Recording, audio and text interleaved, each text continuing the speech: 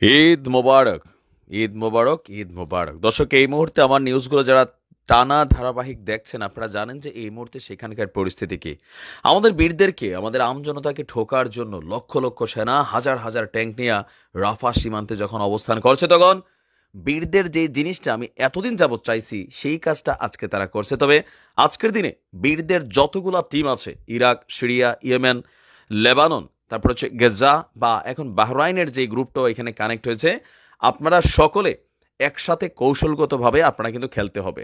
যেমন আজকে যখন অভিযানের জন্য একটা ডিলিং একটা পর্যায়ে এই মুহূর্তে অবস্থান হচ্ছে, সীমান্তে একটা থমথমে পরিস্থিতি, এর মাঝখানে ইসরায়েল সেনাবাহিনীর মনোযোগ উল্টা দিকে ঘুরাই দিছে কে? লেবাননের হিজুবিররা। বলছিলাম যে বল্লার চাকে ঢিল দিছে, এটার কিন্তু রিয়েকশন হবে, আর সেই রিয়েকশন কিন্তু শুরু হয়ে গেছে। আলহামদুলিল্লাহ 2 উইকেটের পতনও হয়েছে। লেবাননের আমাদের হিজুরা আপনার এই মুহূর্তে যখন পরিস্থিতিটা থমথমে, তখন তাদের সীমান্ত এলাকায় ড্রোন হামলা চালিয়েছে। আর এই ড্রোন হামলাকে কভার করতে গিয়ে 2 জন সেনা তারা সেখানে মারা গিয়েছে। ইসরায়েলের সেনাবাহিনী বলছে যে ইসরায়েলের মেতুলার একটি বড়সড় সামরিক অবস্থান, সেখানে কয়েকশো সেনার অবস্থান, ওই সেনাঘাটিতে আচমকা ড্রোন হামলা হয়েছে। আর এই ড্রোন লেবানন থেকে উড়ে এসেছে। এটা উত্তর সীমান্তে, ইসরায়েলের যে উত্তর সীমান্তে মেতুল্লা এলাকা আছে লেবাননের সাথে, সেইখানে ড্রোনগুলো আচমকা এসে তাদের যেই অত্যাধুনিক প্রযুক্তির আকাশ প্রতিরক্ষা সিস্টেম, সেটাকে ফাঁকি দিয়ে তাদের সামরিক এরিয়াতে ঢুকে পড়ে। আর সেখানে এই ড্রোন আছড়ে পড়ে বিস্ফোরণ হয়, আর সেখানে 2 জন সেনা মারা গেছে। তারা বলছে যে লেবাননের হিজুরা বিস্ফোরক বোঝাই ড্রোনটি যখন পাঠিয়েছে, তখন সেটাকে তারা ভূপাতিত মানে ভূমি থেকে গুলি করে এটাকে ধ্বংস করার চেষ্টা করছে, কিন্তু তাদের আকাশ প্রতিরক্ষা, ক্ষেপণাস্ত্র সিস্টেম, আয়রন ডোম সকল কিছু ব্যর্থ হয়েছে এবং শেষ পর্যন্ত ড্রোনটি সেনাদের সেই ব্যারাকের উপরই আঘাত করে। এতে তাৎক্ষণিকভাবে 2 সেনা মারা গিয়েছে, তাদের ছবিও প্রকাশ করা হয়েছে। 2 সেনার পরিচয় তুলে ধরে টাইমস অফ ইসরায়েল বলছে তাদের একজন হলো মাস্টার সার্জেন্ট ডান কামকাজি এবং অন্যজন মাস্টার সার্জেন্ট নাহমান নাতান হারেজ। 2 জনেরই বয়স হচ্ছে 31 বছর। এছাড়াও ড্রোন হামলায় আরও কয়েকজন সেনা আহত হয়েছে।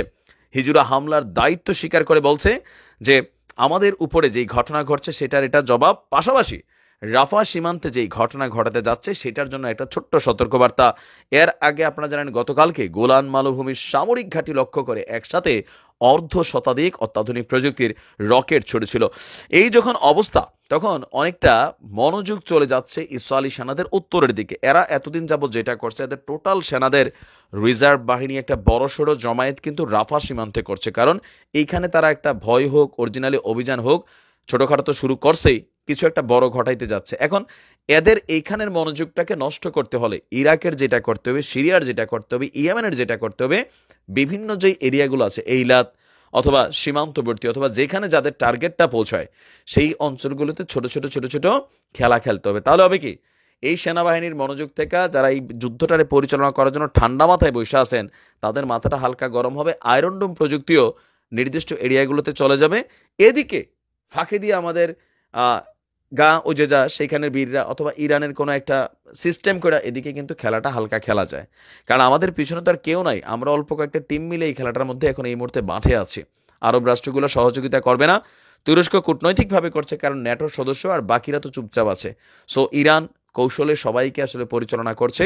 আর আমি মনে করি ইয়েস, হিজুরা এই মুহূর্তে যে ঘটনাটা ঘটেছে এটা একটা পজিটিভ ফিডব্যাক আসবে। দেখা যাক। ভালো থাকুন। আসসালামু আলাইকুম।